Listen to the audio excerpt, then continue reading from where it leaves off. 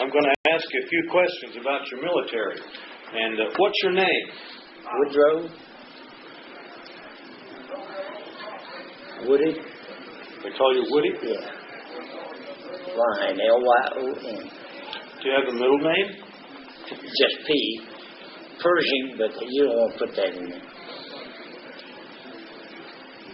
Lion or Lions? Lyon. And when is your date of birth? You really want to know? Well, 12/15/18.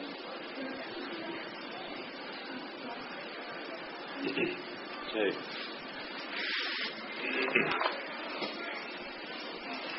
That makes me an old rascal. That makes you an old rascal, yeah. And a lucky old rascal. Well, you would be about 80 then, wouldn't you?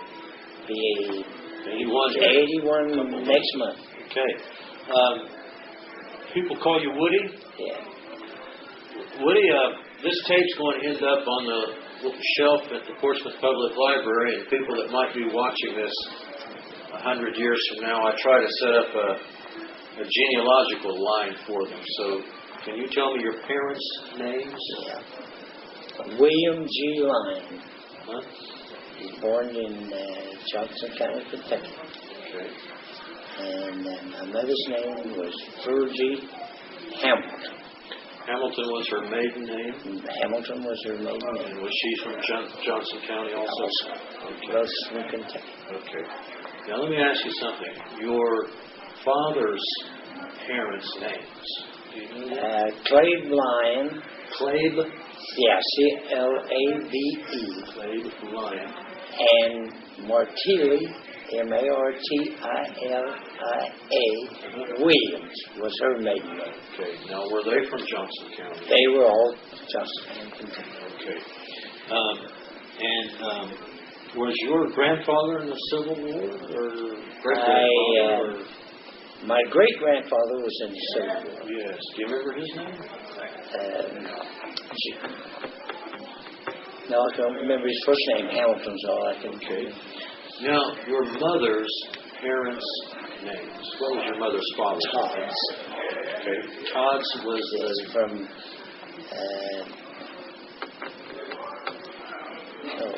county in Virginia. Mm-hmm. If you think of it later, go ahead and say it then later. Okay. What was her father's first name? I have no idea. His name was Todd's. And what was her mother's name? I have no idea. Okay. Do you know her maiden name, by the way? Todd? Her mother's maiden name? No. Okay. The only thing I know is it was Todd. Okay. And now, are you married, single, divorced? Divorced. Are you divorced? Okay. How many times were you married? 3. Okay. Now, do you have children? 5. 5 children? And 4 boys and 1 girl. Oh, really? What are the children's names? My oldest son is Gary Lyons. My next oldest son is Jeffrey. Mm-hmm. And my next oldest is Ricky. Mm-hmm. And my next one is Stephen. Mm-hmm. And I have a daughter, Beth, Magdalene Beth. She was the baby. She is the baby. Okay. She's 40 years old, the 30th of October. Is that right? Where does she live? She lives in New York, works at Macy's department store at Cosmetics. I see. Now, you had 3 wives. Did you have children by all of them? No, the only one. Oh, which one was that? That was Lorraine. Lorraine. Oh. And was she the first wife or the second? Second wife. She was the second wife. Mm-hmm. Okay. Now, it was a 20-year marriage. Let's see. What was her maiden name? Major. Her maiden name was Major? Major, South Shore, Kentucky. Okay. Or Fullerton at that time. Fullerton, yes. That's Fullerton, Kentucky at that time, wasn't it? Now, do your children have any children? My son Jeffrey has one son, Matthew. And his mother was Staker. Okay. Jerry Staker is her name. Okay. And my son Ricky has a daughter. And her name is Natasha. And at the present time they're divorced. And Natasha lives with her mother in Atlanta, Georgia. Okay. So, do you have other grandchildren? That is all. That's all. Now, let me ask you about your military here now. You were you in the Army, Navy? Army. Did you join or were you drafted? I joined November the 8th, 1940. I had a choice. I would either be drafted or join. Okay, so it kind of motivated you then a little bit. Didn't have much choice. Well, you actually joined before the war started, didn't you? Yes. Okay. And that was, in fact, when the war started, you'd already been in a year. I was home on a 10-day furlough the day that Pearl Harbor broke out. Well, tell me about how you found that out. You heard it on the radio? That was on the radio. My mother heard it. She told me. They told all the military personnel to report back to the bases. They declared war. And I said, no, I'm not going back because I'm got on a 10-day furlough. If they want me, come and get me. Well, did they come and get you or what? No. They never said a word. Did you stay out your 10 days? I stayed my 10 days, went back to Fort Harrison, Indiana, and nothing was ever said. Were you inside the county when that happened? Or when you went on furlough that time, where were you? I was at Fort Harrison, Indiana. I came to Pond Creek out on Souda County. Okay. And my mother was living there at that time. I see. Okay. I had a 10-day furlough, and so I stayed. Now, when were you discharged from the Army? I was discharged October the 12th, 1945. What was your rank when you were discharged? Staff sergeant. Staff sergeant. Okay. Now, when you joined the Army, where did you do your basic training? I done the part of it, Fort Thomas, Kentucky. That's where I joined. And I was transferred from there on a cadre team to Fort Harrison, Indiana, in selective service, processing selective servicemen. Headquarters in the headquarters company. And I was there, took my basic training. I stayed there 19 months. At Fort Harrison? Fort Harrison. Now, that's in Indianapolis, Indiana. Indianapolis, Indiana. You said something a while ago. What kind of training was it that you were on? The basic training. Then I was sent to Cooks and Baker School. Then I was sent to Kirker Court School. And I wound up in the kitchen. Okay. When you went from Fort Thomas to Indianapolis, Fort Harrison, what kind of training were you on? You mentioned casualty training, or I was on a cadre team from Fort Thomas. Cadre team? Yes. That, in other words, I had received partial training. My 13 weeks, I believe, if my memory is correct, at Fort Thomas, Kentucky, and they opened this new reception center, they called it, in Fort Harrison, Indiana. And I was transferred there in headquarters company on a cadre to process the selective servicemen or the people who were being drafted. The new recruits coming in, being drafted, yeah, all that sort of thing. Okay. First contingent of men we had was 400 men from Kentucky and Tennessee. Is that right? Yeah. What was that like, processing these boys through? Oh, it was pretty pleasant most of the time. Most of the guys were accepted it as a fact. I mean, it was just something that the people did at that time. It was patriotism, or whatever you want to call it, loyalty, or whatever you may want to term it. And some of them didn't like it. Some of them did, and that's only a normal process. What was your basic training like? Was it difficult? Well, I thought so at the time, and I look back on it. I went through 3 of those basic training on the cadre team. So I look back at it, and yes, the first basic training was difficult. You were not used to regiment. You didn't understand the military view or the personnel. And you didn't understand why you went through these rigors and roars and so forth and so on. But when you became a little older and you became more acquainted with the military, and especially after you got overseas, you knew what that basic training meant. And it meant that they were training you for exactly what you were supposed to do. What kind of weapon, what kind of rifle did you have during basic training? I had in basic training, '06. In '06. That's a Springfield? Springfield. Okay, that's a bolt action. Bolt action. Okay. Now, did you eventually get what they called an M1? And finally, M1, yes, and then finally an M16. M16? Mm-hmm. Okay. Well, let me ask you this then. You were at Fort Harrison. Where did you go after that? Camp Pickett, Virginia, 79th Infantry, Lorraine Cross Division. Yes, that's right. And what year were you with that? When did you go for this? I believe I went up there. Now, my memory may not be this good. I think I went up there in 42. I see. Okay. In June of 1942. Okay. And that's Blackstone, Virginia, is the town. Way out in the woods. How long were you with the 79th? About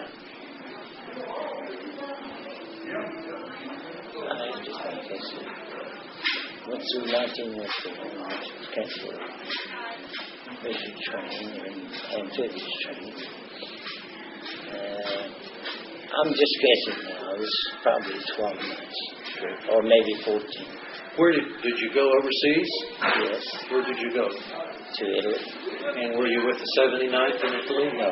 I was transferred from the 79th on a academy team to the 86th Division at Camp Housey, Texas. Okay. That's just out of it's right in Gainesville, Texas. Okay. And that's 60 miles from Dallas and Fort Worth. Now, what division was that again? The 86th Infantry. Did that have a name? Did they call it for anything, or just the 86th? It's the 84th of Woodrow, the 86th. How long were you with the 86th? Probably 6 or 8 months, and I was transferred. In fact, I asked for a transfer out of the 86th. They sent me to Fort Sam, Houston, Texas, to the 88th Infantry Division, Company M, which is a heavy weapons company. Okay. Now, what was your MOS when you were with the 88th? What do you mean MOS? What did you do? I was a machine gunner, and on a Thanksgiving Day, before we were ready to go overseas, my commanding officer came in. He said, "Lyons, I understand you are a cook." And I said, "Yes, sir, but I don't want to cook. I'm going to stay where I'm at." He said, "Well, we have invited all of our officers and their wives and all of the men, their wives and their girlfriends for Thanksgiving dinner because this will probably be our last one. And I would like for you to take over the kitchen and cook Thanksgiving dinner." And I said, "I'm not going to. I don't want to." He said, "I'll tell you what. I won't ask you to do no more. If you'll do this, I'll give you a 3-day pass a day, the hour that dinner is set on the table. You've got a 3-day pass into San Antonio." I said, "I'll take it." So that's persuaded you right there. Yeah, that's one of the deal. Well, then what did you do on that 3-day pass, Woody? Just toured San Antonio. Okay. The usual thing. Okay, well now, you went overseas, right? Right. And where did you go? I left the United States on the Empress of Scotland, which is an English boat. Or an English ship. They don't call them boats. They get in slowly. And I got on that on my birthday, 1943. I got off on Christmas Day, Casablanca, North Africa. Casablanca. We had an air raid, the German air raid. They run us off the ship, took us 6 miles out in the desert, back behind Casablanca. We had a can of sea rations, and mine turned out to be corned beef hash. No way to heat it or anything. So that was my Christmas dinner in 1943. Cold corned beef hash. Cold corned beef hash. Which was, that's 2 dates I'll never forget. And ever since then, you love corned beef hash? Yeah, I love it with a passion. Like throwing it away. I sense that you hate it. Or feed it to the cats. Okay, now, being in North Africa, did you go to Sicily? Yes, we were, if I'm not mistaken, my memory is correct, We was on a convoy going to Salerno for the invasion. We got out in the Mediterranean, a storm came up and blew our convoy apart. And my ship, or my Liberty boat that I was on, landed in Sicily. And of course the war was over by the time we got there. In Sicily. And we were there like one day getting reorganized. Went across straits there, or whatever they call it, and landed in Naples. And from Naples, and we went from there on. Up to the front? Now, where was, after you landed in Naples, how far was the front line? I don't remember exact mileage, but the Gargliano River. What was the river?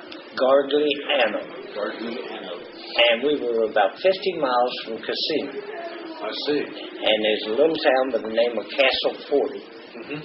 And we were there from sometime in the middle of January until May the 11th, 1944. And May the 11th, we jumped off, headed for Rome. And we went from Castle 40 over to Santa Maria. And Santa Maria is where we got our first baptism of fire. Now, we had mortar fire and so forth on the Gargliano, but no actual combat. It's just long range. And Santa Maria was the first combat we saw. Okay. And my captain was wounded seriously, was sent back. My first lieutenant was wounded seriously, sent back to the States because of medical precautions. And from there we went to Fonda. That's over on Fonda, Italy. That is over on the coast. Fonda? Yes. Which coast is that? The west coast. Okay. And there's Fonda and Gaeta, like twin cities, like New Boston and Portugal. Yes. And Mussolini had threatened to turn the pontoon marshes, dams loose, and flood the whole area, which he could have done, and keep the invasion from coming on up. Well, our objective was to go relieve the pressure on Angelo Beachhead and let those guys come out. So this is what we did. We went to Angelo. We were from Angelo Beachhead. Angelo Beachhead. We went into Rome. You actually went into Rome? I was the sixth vehicle behind General Mark Clark, sitting in front of the Coliseum on June the 6th, 1944. Interesting. June the 6th, the D-Day invasion in France. You were in front of the Coliseum in Rome, Italy. That's right.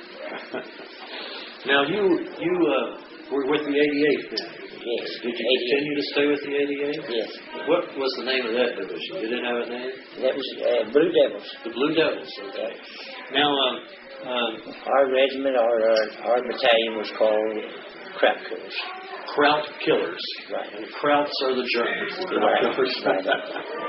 Well, you were in combat then. Were you wounded any kind? No, never wounded. You were never wounded. Were many people in your unit hit? You wounded? We replaced 3 different times. Is that right? Well, you were very lucky. Bob Doe was in the 10th Mountaineers. 10th Mountaineers Ranger Battalion. I see. And he was attached to our outfit, and it was with our outfit before we got his arm injured. Okay. Bob Dole, we might say for people watching this 100 years from now, is a politician today. He ran for president of the United States, and he was it's been in politics a lot. Right. And he serves his country quite well. Did you know him? Did you see him? No, I did not know him. I never knew that he was even in the 10th Rangers. Mountaineer Division, or whatever you want to call it. It was a detachment until, probably a couple, 3 years ago, maybe longer. Interesting. I knew he was in Italy. I knew he was wounded in Italy. I didn't know what outfit he was with. It wound up, he was attached to our outfit. How many days of continuous combat did you personally experience? The most, or The most I ever experienced was 59 days. 59 days of continuous fighting. Continuous combat. You were a machine gunner, or what were you? I was a mess sergeant at that time. Okay, but you were in combat. In combat, yes. I have died at some fortunate times. Okay. Were you ever in a situation where you had to shoot anybody or anything of that sort? No, I was left out. We pulled outposts several times, and it was just plain luck. Good Lord took care of me. Good Lord took care of you. And in Fonda, Italy, the first little town we went to after we got into combat, I captured 12 young German soldiers. You captured them personally? Yes, personally, and they were 16, not even old enough to shave, and they just surrendered. They didn't want to fight. No, they were not combative. They just were young men that was Hitler had been forced into the military. They wasn't there to fight. They never even dreamed about fighting. They were as scared as you, or not more. Or more. The only word I knew was Achtung in German. What's that? Attention. Attention. Achtung. And that's what they did. And we just walked out of there, took them back and gave them to the MPs, and we went on up to Woodrow. Did anything else happen to you like that? Capture any more soldiers or enemy? No, I never captured them. That was it. Now, were you any place else other than Italy and North Africa? No, I was already in North Africa. When the war ended, then you were in Italy? I was in Italy. Okay. What was Rome like then at the wars? As I said, we were sitting there in front of the Colosseum. And we were waiting for the Germans to evacuate the other end of Rome, because Rome was declared an open city, no combat. And when it was the word move on through Rome and go on, well, I forget what they call those streets and so forth, but we went up, and we got up into the middle of Rome, and me and another two sergeants said, "The hell with this noise.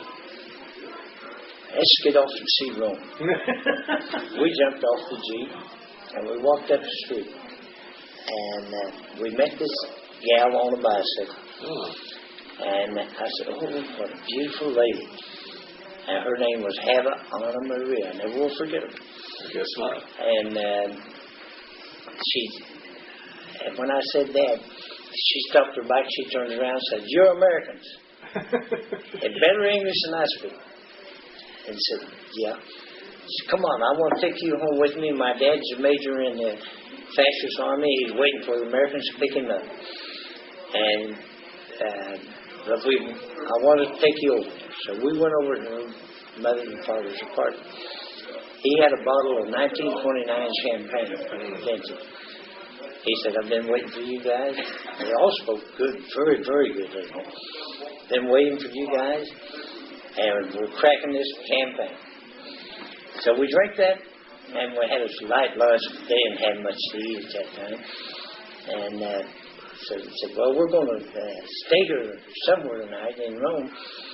She said, "Come on, I'll take you over." So she took us over to a hotel.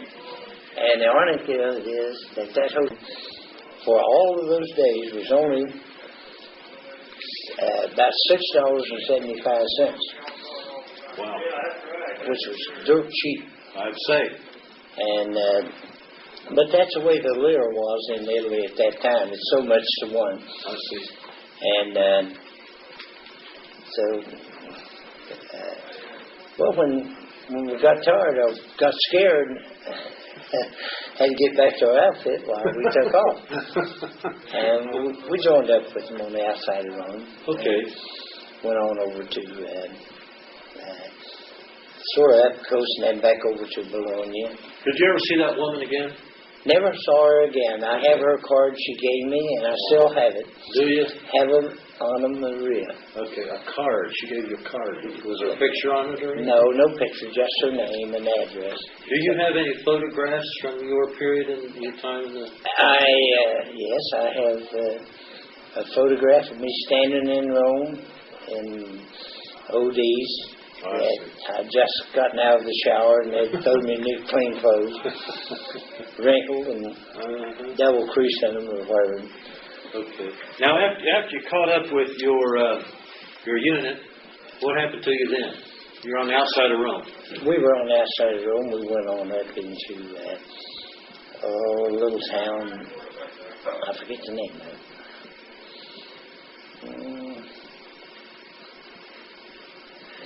I can't remember. But on the road to Bologna. On the road to Bologna. Did you end up in Bologna? Did you end up in Bologna? Now, what was that like?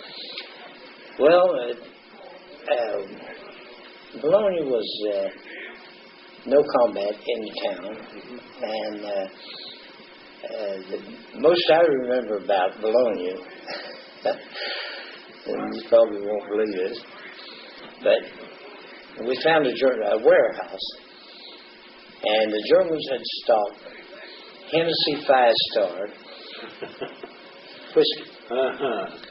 Well, all we had was a field pack. And that's very small, you know. Yeah. We had our socks and a change of underclothes and our mess gear and everything in it, so that didn't leave much room. No. Well, I did manage to get 5/5. 5. Now with the 5. socks, in came the Hennessy. I forget now the vintage of it, but it was really good whiskey. Okay. And we hadn't had enough. We don't get whiskey. The officers got a fifth a month. And I had a lieutenant that was a guy that likes his men, and he gave me a fifth one time. He said, "You guys don't get anything to drink. You can't get any beer. You can't get nothing. I'm giving this to you." He gave it to me. So did the rest of the men get it? Not much of it. I think about 3 of us drank it. But anyway, Hennessy was the first time we saw any whiskey. The Italian grappa and vino and their champagne wasn't any good. The wine was pretty good, wasn't it? The wine was delicious. I had all kinds of it. How did the Italians treat you as American soldiers? They treated me like I was a king. I happened to be in the mess where I had control of quite a bit of food. Well, now I can see why you were a king. Yeah, that was the main thing about it. Did the Americans have any trouble with any of the Italian army or anything? Not to my knowledge. Now, when we were in southern Italy, down around Naples at the Gargano River, in fact, when we just got out of there, if you recall, by history, the mud and the rains and everything, that we couldn't navigate with our jeeps and our weapons carrier and so forth and so on. So we went to mule trains. And they call themselves partigianis. And they are the guys that came up and helped with the mules. They're Italians. The Italians. Partigianis, they call themselves. Partigianis. And they were volunteers to help the American Army out. And that's what we used them for. They would stay there 30 days, and then that group of men would leave, and another group would come in. I see. So you actually had assistance from the Italians, didn't you? Well, yes. Okay. In southern Italy, as we went on further north, the more ground we covered and the more we captured or took possession of, the more of them joined us. They're the ones that killed Mussolini and his girlfriend up in the Alp Mountains, and just north of, sort of north-south of the Brenner Pass, something like 50, 75 miles. Did you bring back any souvenirs from Italy or the war? No, really, I didn't. You didn't get a Luger or anything for yourself? I had some, and I discarded them. I just wasn't interested in souvenirs. In fact, didn't have time to carry them, didn't have any place to put them. I see. You had some place for some Hennessy, though. I had that. Now, what's the worst thing that ever happened to you when you were in the war there? The worst thing that ever happened to me? Well, we were just north of Bologna, up in the mountains of Italy, and we had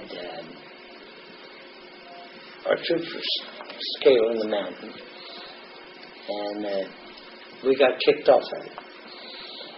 And so we came back, and my lieutenant said, "We got to get some hot food up to these men."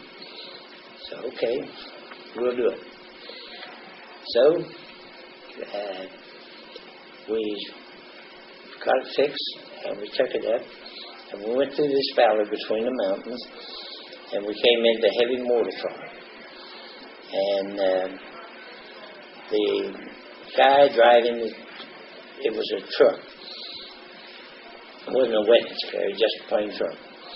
And he got scared, and he took off the road and turned over.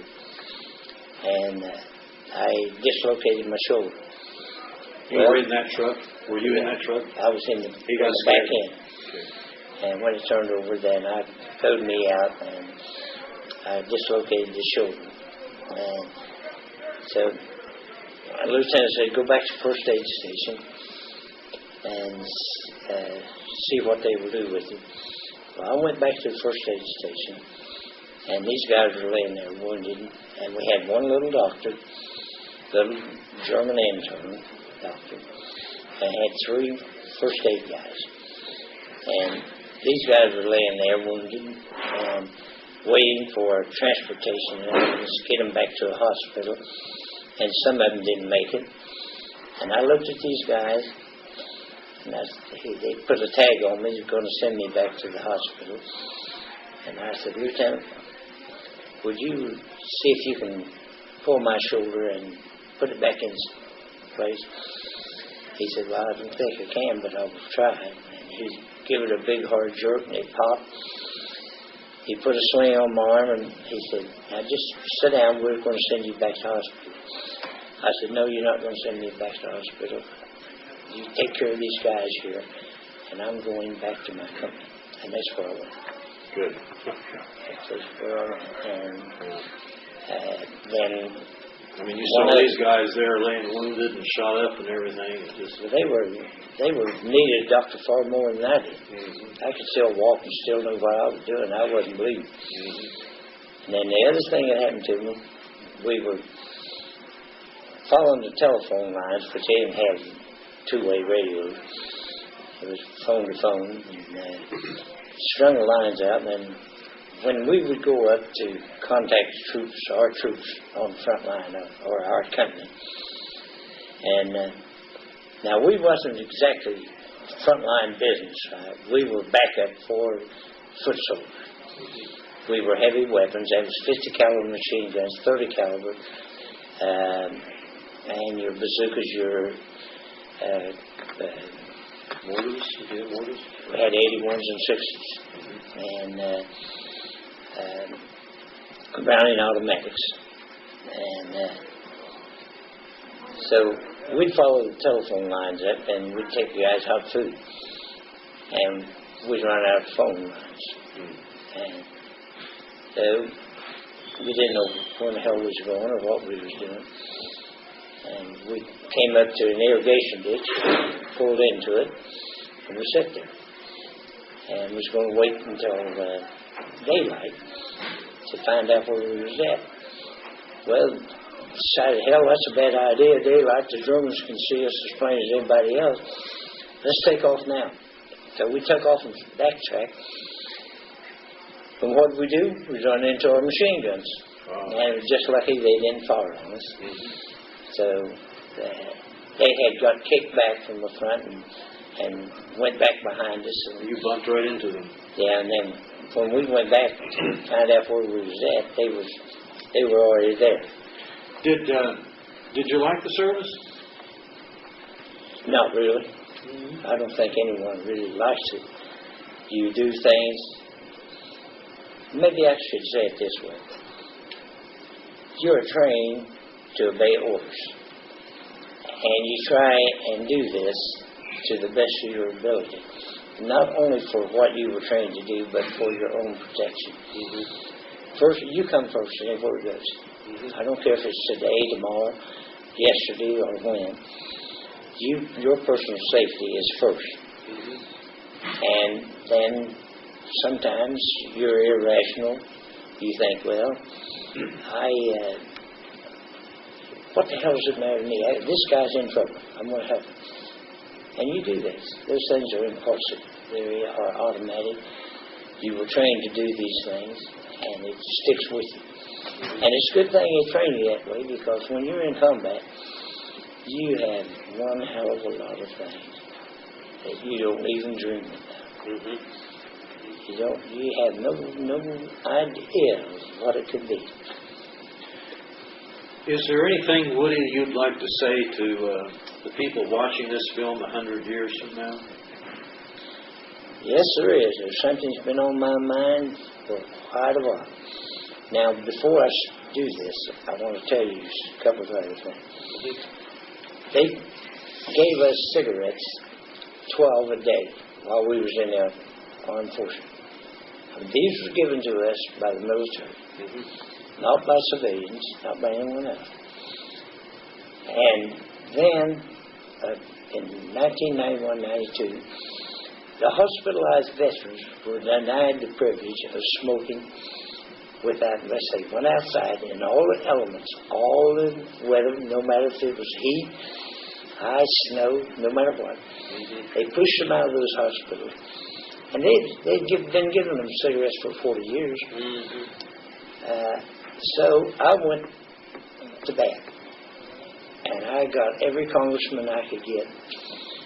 And I wrote articles to the Portsmouth Daily Times. And Bob Wise, congressman in West Virginia, you may be familiar with his name. But 100 years from now, they'll remember. Or they won't remember, but they'll know his name.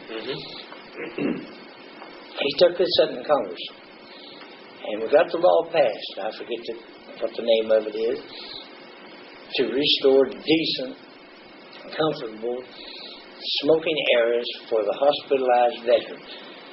Now, these veterans are not in the hospital because of their choice. They're in there because they served their country. That may be their home for the rest of their lives. And if you can't treat them like they're in their home, then don't treat them. Just kick them out completely and say, we don't need you. You've done what we wanted you to do. Our freedom is here. Now the hell with you. Well, the veterans certainly deserve a lot, and if we're going to treat them and give them the dignity and respect that they deserve, then a little comfortable smoking area is part of that, isn't it? That's exactly what I said. Now, the other thing that I done not too long ago, last year in fact, I wanted to get the respect for the American flag. This is the only thing that we have that symbolizes our freedom. I don't care where you sit, anywhere in the world, it says America. You don't have to spell it out, you don't have to say it, you don't have to do anything. It automatically says America. Freedom. That's why we have so many immigrants coming to America. Yet, we have people that burn it. We have people that disrespect it. We have people today, right here, Armistice Day, today. This is the 11th day of November, that all the veterans, all the people of the world, of the United States, should be on their knees praying to God and thank the people who made freedom possible. There's not a flag, hardly a flag on Chillicothe Street. I donated 62 flags to the city of Portsmouth. The city of Portsmouth said they can't afford to put them up and take them down. That is one of the greatest shames. The little village of New Boston, Ohio, Jim Warren, the mayor, has got Rhodes Avenue from city limits to city limits with a flag on every light pole. Covered with it. Yeah, and from city limits to city limits on Guy Street. Two main streets in New Boston. or lined with flags. Where is Portsmouth? I don't know. Where is Portsmouth? Where is Portsmouth? We ask that a lot these days. Where is Portsmouth? Yeah, where is Portsmouth? Where are they going? What are they going to do? If they don't honor their freedom, if they don't honor the one thing that has been here for over 200 years, think of it. No other country has ever stood on the Constitution of any country for over 200 years. Woody, I want to thank you very much for talking to me, and I want to thank you for wearing a uniform and serving your country and doing what you did for me. Well, what I done was not me. It's what my country asked me to do, and I tried my best. Thank you. And I only did what they told me. Thank you. Nothing heroic, nothing else. Just plain old everyday GI.